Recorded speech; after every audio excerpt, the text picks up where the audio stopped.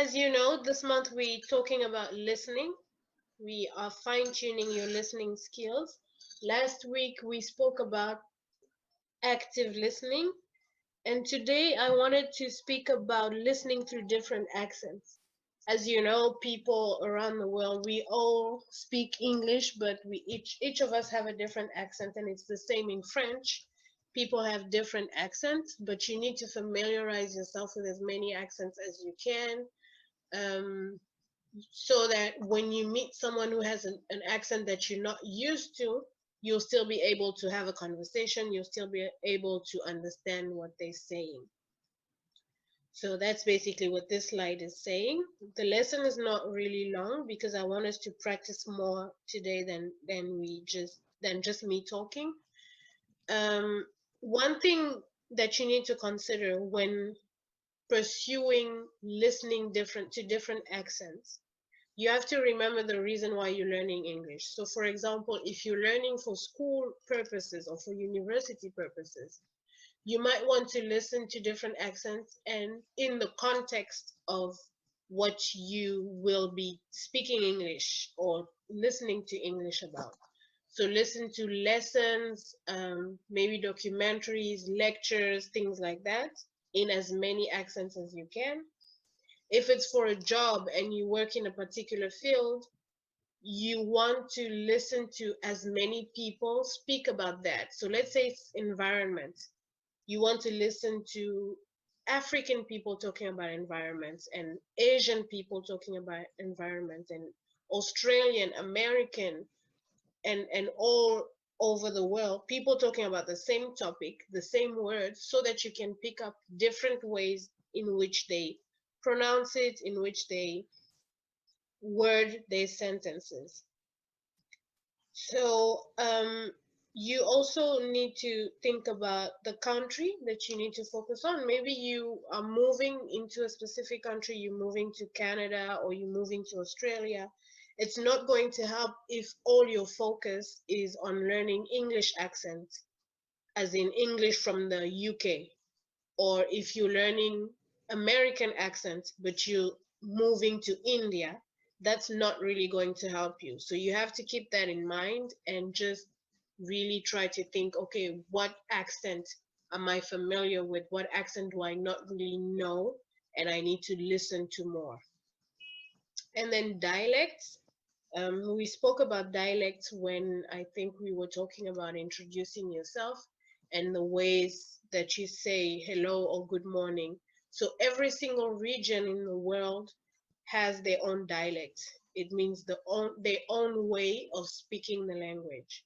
And even within a same country, for example, in England, there's a London accent, there's a Southampton accent, and even within London, there's an East London accent and there's a Central London accent. So people within the same city have different accents, and you need to be aware of that. And you also need to familiarize yourself with that. Sorry. And again, the reason why it's important is because you won't be surprised. When you meet someone who has a very weird, very odd accent, it won't be difficult. It will give you more confidence that you can understand people, you can communicate, and also it increases your language abilities. You might pick up new words, you might pick up different ways of pronunciating words, and then it's also going to improve your comprehension. So I gave you a few resources that you can use. The first one is the one I always talk about, watching TV, whether it's Netflix or just your normal cable TV, whether it's YouTube. You can watch movies, documentaries, series, whatever, but try to watch things that you don't normally watch so that you're exposing yourself to a different accent.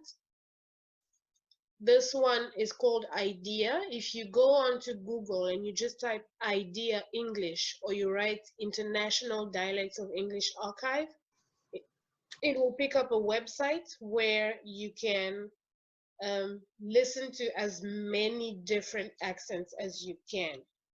And that can help you practice. As a matter of fact, the videos that I sent you in the group were all taken from this website. And then we also have the dialect blog, which is also a website that has recordings of people speaking in different accents. So these are resources that you can use in your own time to familiarize yourself with different accents. And so when you do that, I prepared a list of questions, which is the activity that we're going to do today. Is you need to ask yourself, after listening, to get a general understanding, when you feel like, okay, I understand what this person is talking about, you can pay attention to specific words or passages where you feel like, okay, the accent influenced how this person spoke, the accent made it sound different. Then ask yourself, how would I normally pronounce this? And this is not, there's no right or wrong way. An accent is an accent. So if people pronounce it differently, that's fine. Just so that you are aware that there's more than one way of pronouncing the same word. Maybe identifying patterns. So some cultures, for example, they don't pronounce R's, or they don't pronounce certain letters. And that's true, especially for British English. They used to swallow a lot of letters. So if you're aware of that, it changes the way in which you listen. So try to identify patterns. And then if you notice anything else, we can then talk about it and discuss it. Okay, so let's start with Australia, and then we listen, and then we will discuss. Okay. G'day, my name's John. I'm 23 years old. I'm from Perth, Western Australia. My parents were actually from Southeast Asia. My mum was from Singapore and my dad was from Malaysia. But they immigrated to Perth when I was about a year old, so I've pretty much lived here my whole life. I live in a pretty average middle-class suburb, about 14 odd k's south of Perth. My accent is a little broader than average. I don't quite know why, because I've got friends from all over the place, all walks of life. But I'm quite proud of my accent because it identifies me with the place I grew up in.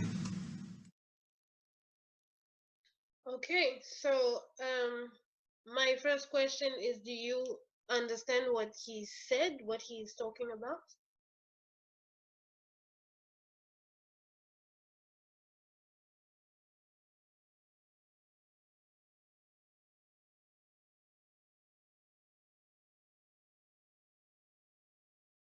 I have listening the video, but I don't understand any word because he speak very fast for me.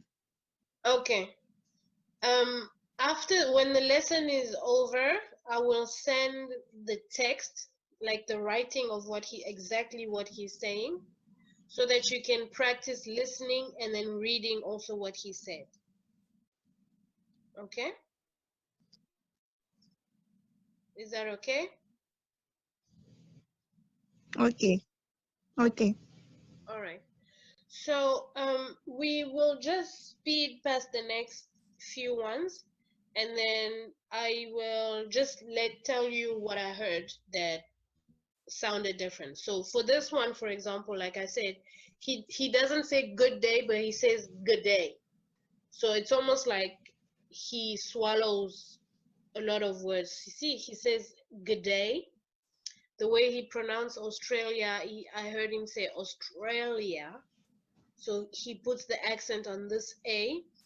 Also, he says Southeast Asia. Like, I feel like the A, letter A, I'm identifying a pattern here where every time there's a letter A in a word, he has to stress it. And then the way he says quite proud, he said it in a very Australian accent that I'm not even going to try to repeat.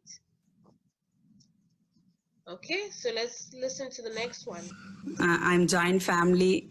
I love Tamil more than English because it's my mother tongue. I went to go out my country and visit Switzerland because my brother is working there. I love praying and going to church and believe in the power of prayer. I feel a personal relationship with Jesus. I love listening to music on TV. I love knitting and cooking. I'm happy when I cook and making new dishes. I love teaching my son at home and doing my bit there. I do find myself struggling bit there. Want him to have a better education. மலர்மிசை ஏகினால் மானடி சேர்ந்தார் நிலர்மிசை need வாழ்வார். Okay. Did you understand what she said?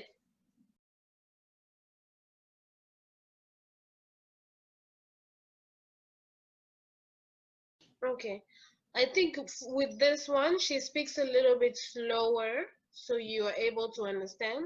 But then the Indian accent pronounces letters differently. For example, the R's are different.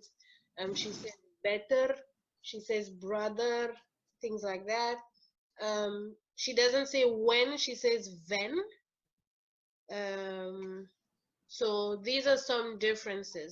These are, okay, she said mother tongue as well. She pronounced it in an accent, in a very strong accent.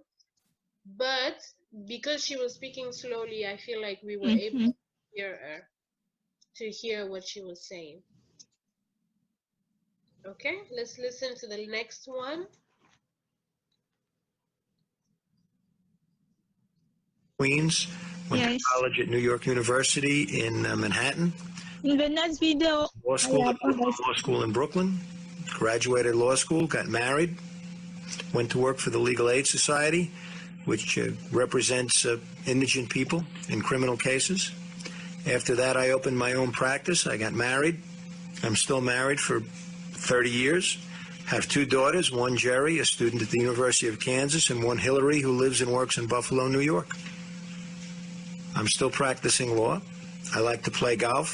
I like the New York Yankees, basketball, the Jayhawks, of course, and any other form of sport. Okay, was this one harder or easier than the Indian accent? Just do finger up if it's higher and finger down if it's easier. It was easier. Okay. Okay. On va écouter la dernière. We're just going to listen to the last one. I was born at Guy's Hospital in London, and I grew up in South Norwood, South East London. And I have one sister. She's 5 years older than me. And we're a bit of a big family because we've got a lot of animals, or have had a lot of animals. Let's see, let me list all the animals. Apart from loads of fish, because that's all we were allowed for years and years, we've had in the past 2 rabbits, 2 guinea pigs, 2 parrots, and a dog. And at the moment, we've only got my dog and 1 parrot. All the others have passed away. It was a very sad time for us all.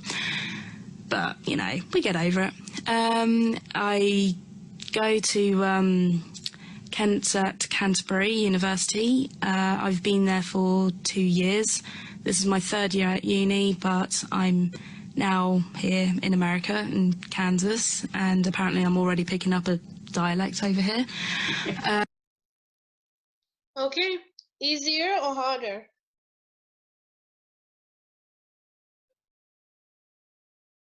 Okay, almost the same.